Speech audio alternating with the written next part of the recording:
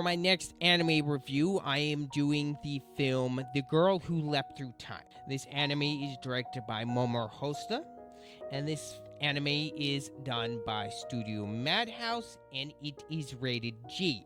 Now, when it comes to Momor Hosta's catalog of films, this is definitely one of my favorites from him. I definitely would put it in the top 3. This film gives a really interesting take on time travel. This film doesn't give you a whole lot of information how it works, but it gives you enough information on where you can piece things together and make your own conclusions. The way that the time travel works in this film, there are these little walnut-looking devices that when someone uses it, it charges up their body, so when they're able to get enough speed, and then when they leap into the air, that is basically how they activate their time travel abilities. As I said before, that's about as much information as we're given. This movie doesn't bother going into too much detail, but at the same time, it's nowhere near messy as something like Avengers Endgame. It's more in the line of something similar to like the Back to the Future series. Makoto does have consequences she has to deal with when she does go back in time.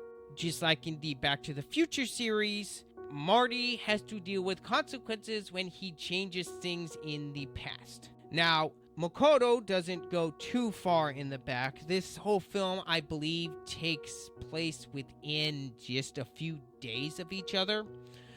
Max a week. It doesn't really say how many days, but you can get pretty much a good time frame if you're paying attention.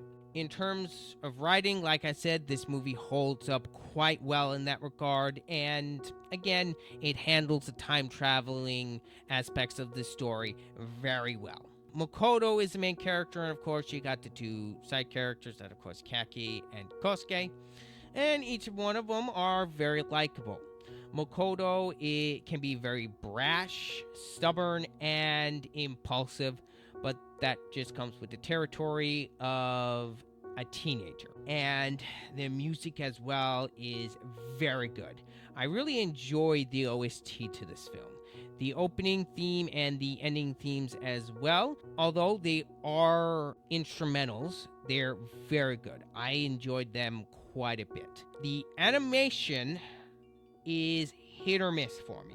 Some of the animation looks kind of bad, but I do believe that was more of an artistic choice than the age of the film, because there's plenty of parts of this film where the animation looks fantastic, and the art style of this film is very unique, and that's one of the things that Momor Hosta does really well. He has a very unique look to his films, and you can normally tell at a glance that a film is done by him because the characters usually always look a particular way. Momor Hosta usually next to never puts any fan service in his films. Granted, there are a few times and some jokes here and there, but nothing really intrusive with his stories. He doesn't really write or do any of his films that way. He doesn't do any sequels either. The pacing in this film is very good. Other than a few scenes here and there towards the middle of this film, and there's this one particular scene of Makoto just doing some exhaustion, and the scene goes on for a little longer than I think it needs to be, and with the sounds that she's making, if you're not watching the film and you're hearing it in another room, it can be fairly awkward if someone comes in and wondering what's going on. But other than that, I do think that the pacing is very good in this film. And there's a reason why this film is in my top 3 favorites from him.